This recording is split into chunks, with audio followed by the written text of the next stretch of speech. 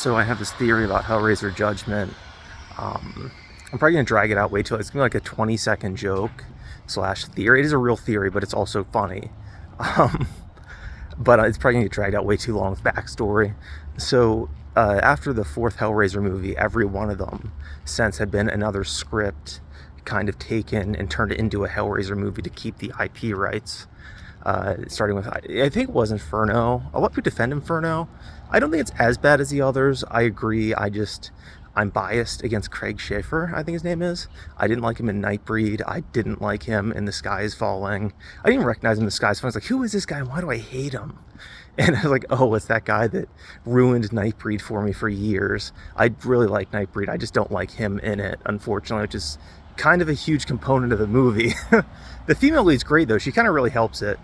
But anyhow, Inferno, for instance, would have been kind of like a ripoff of Seven, as well as Jacob's Ladder. I'm trying not to like catch any other people in this.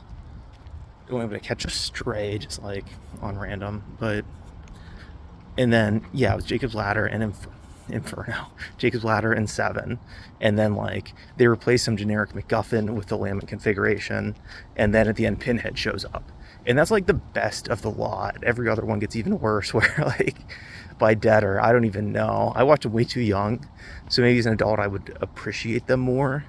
But I remember them just all being really trash, and I'm probably not going to go back and rewatch. Like I never saw Hellworld, and why would I? Like, what's next? Am I going to see all the Puppet Master movies? Fuck that. So, anyhow, the big thing with Judgment was it was written to be a Hellraiser movie, and the director seemed to have passion. And I've never seen the movie. I hear some people like it. It's not necessarily Hellraiser, but it's like a unique and kind of interesting take on the mythos. I don't actually own that one or the one before it. I have a really cool DVD set with like all the movies you don't want, like 3 through 9 or whatever. So it doesn't have the first two, which are really the only legitimately good ones in the series, although I do like a handful of the other sequels, particularly 3 and 4.